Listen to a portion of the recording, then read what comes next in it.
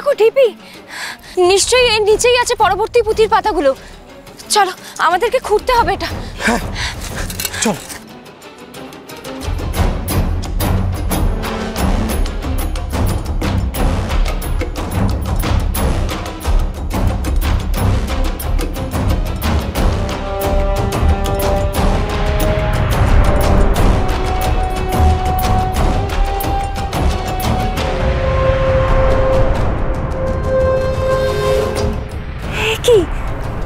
একই রকম দেখতে তিনটে হাড়ি।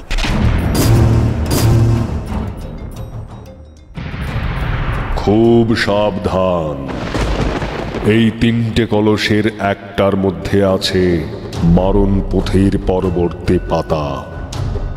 কিন্তু যদি তুমি ভুল কলসের গায়ে হাত দাও, তাহলে সব কটা কলস একসঙ্গে অদৃশ্য হয়ে যাবে, কিচ্ছু পাবে না তুমি।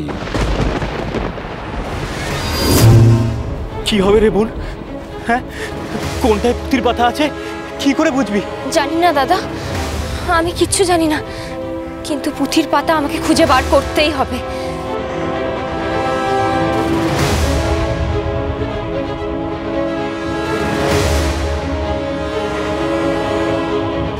বোন বোন, সন্ধে হয়ে যাচ্ছে, এরপর অন্ধকার হয়ে গেলে জঙ্গলের মধ্যে আর কিচ্ছু দেখা যাবে না। বোন বোন, তুই তাড়াতাড়ি কর, তাড়াতাড়ি কর। কি করে বুঝবো কোনটাতে আছে পরবর্তী পুঁথির পাতা? হে ঈশ্বর, আমায় রক্ষা করো ঈশ্বর, আমায় রক্ষা করো।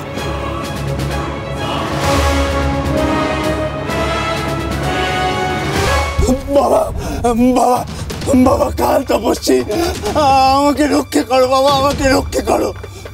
মহারানী কটকটি আমাকে অচিনপুর থেকে তাড়িয়ে দিয়েছে বাবা। পা ছাড়ো বৎস, পা ছাড়ো, তুমি ভুল স্থানে এসেছো।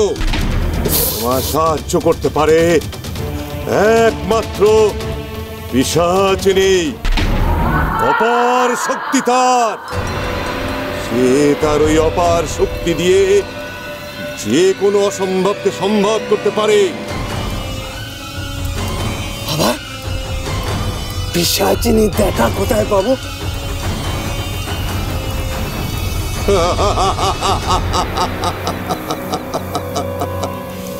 পিশাচিনীকে দেখতে চাইলেই কি তার দেখা পাওয়া যায়? তার দেখা পেতে গেলে যজ্ঞ করতে হয়, পিশাচ যজ্ঞ। আর এই পিশাচ যজ্ঞের আগুনে আগুলতে হবে পিশাচিনী। সেই পারবে তোমার শত্রুকে ধ্বংস করতে। যাও।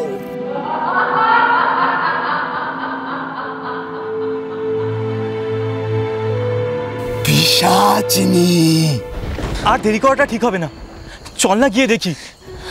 কিন্তু দাদা, আমি যদি ভুল হাড়িতে হাত দিই তখন? আচ্ছা, কিন্তু দেখ, না দেখলে কি করে বুঝবো বল কি হলো না হলো? ঠিক আছে, চলো। হ্যাঁ চল।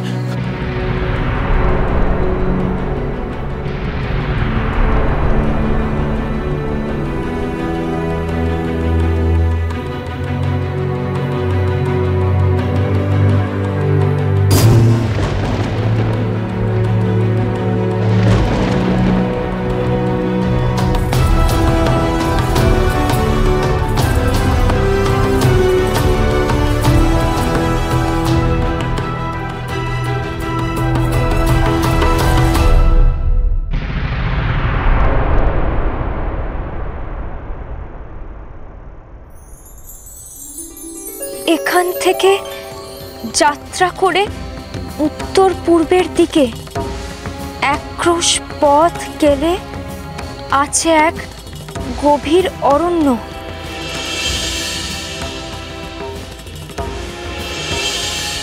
সেইখানে এক বেদির নিচেই পাবে মারণ পুঁথির শেষের আগের পাতা।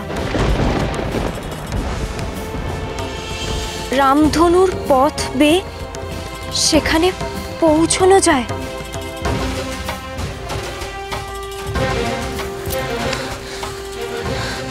দাদা, আমাদের হাতে আর একদম সময় নেই, তাড়াতাড়ি চলো। এই বল বল, বলছি শোন না, দেখ চারিদিকে কত অন্ধকার হয়ে গেছে, এর মধ্যে কিন্তু আমরা জঙ্গলের রাস্তা খুঁজে পাবো না। বিপদের ভয় আমি পাই না দাদা। যতই বিপদ আসুক না কেন, আমাকে আমার লক্ষ্যের দিকে এগিয়ে যেতে হবে। खूब सावधान, खूब सावधान, खूब सावधान, खूब सावधान, खूब सावधान, खूब सावधान, खूब सावधान, खूब सावधान, खूब सावधान। বোন, আর দেরি করাটা ঠিক হবে না। দেখ, রাত পাখি যেভাবে বিপদের কথা বলে গেল, তাতে কোনো না কোনো বিপদ আমাদের সামনেই আছে। আমি বলি কি বোন, চল চল আমরা ফিরে যাই। ওখানে মা, রাজমাতা সবাই আমাদের জন্য খুব চিন্তা করছে। ওরা কি করছে, কেমন আছে, কিছুই তো আমরা জানি না। আমারও ওদের জন্য খুব চিন্তা হচ্ছে দাদা। ওরাও নিশ্চয়ই আমাদের জন্য খুব চিন্তা করছে। হয়তো অপেক্ষা করে বসে আছে তাদের কিরণ রাক্ষস সংহারের উপায় জেনেই তবে ফিরবে। আমি রাক্ষস বধের অস্ত্র না নিয়ে কি করে ফিরি বলতো? না না, আমি ওদেরকে এভাবে কষ্ট দিতে পারবো না। ওদেরকে এভাবে কষ্ট দিতে পারবো না, আমি হতাশও করতে পারবো না। যতই বিপদ আসুক না কেন, বিপদের ভয় আমার পেলে চলবে না।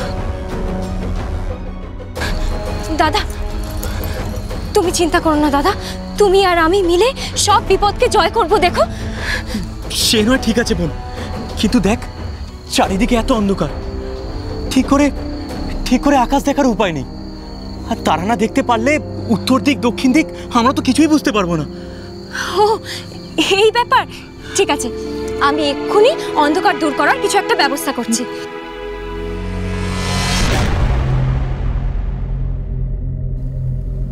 জয় পিশাচিনী মায়ের জয়, জয় পিশাচিনী মায়ের জয়, জয় পিশাচিনী মায়ের জয়।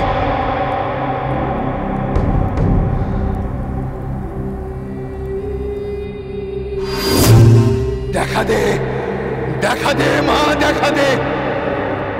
জয় পিশাচিনী মায়ের জয়, জয় পিশাচিনী মায়ের জয়, জয় পিশাচিনী মায়ের জয়।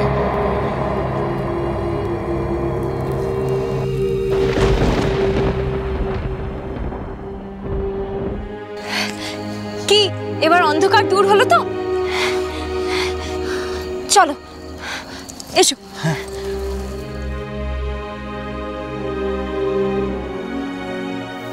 আমার মেয়েটা যে কি করছে কে জানে, না জানি কত বিপদের মধ্যে গিয়ে পড়েছে মেয়েটা আমার। এত ছোট বয়সে এত ঝড় ঝাপটা। আর বরুণ তো বৌদিমার কাছে গেছে। বৌদিমা যদি ওনাকে সুস্থ করার ওষুধ না দিতে পারেন, তাহলে কি হবে ঠাকুর? আমি কি করে ওনাকে সুস্থ করে তুলবো?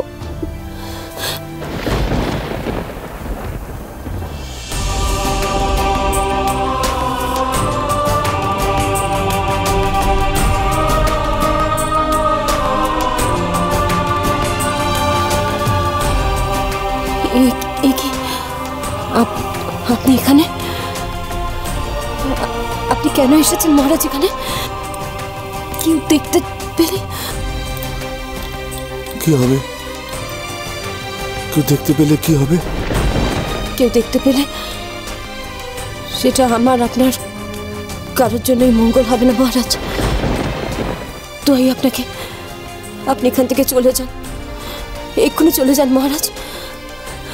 আপনার যদি কোনো প্রয়োজন হয় তাহলে আমাকে ডেকে পাঠাবেন, আমি আপনার ঘরে যাব। কিন্তু এখন যান আপনি এখান থেকে। প্রয়োজন? আমার যে কি প্রয়োজন? আমি যে কেন এই ঘরে? আচ্ছা, ওই যে মেয়েটা আমার কাছ থেকে বিদায় নিতে এসেছিল, সে কে বলো না? আমার মেয়ে। ও, তোমার মেয়ে?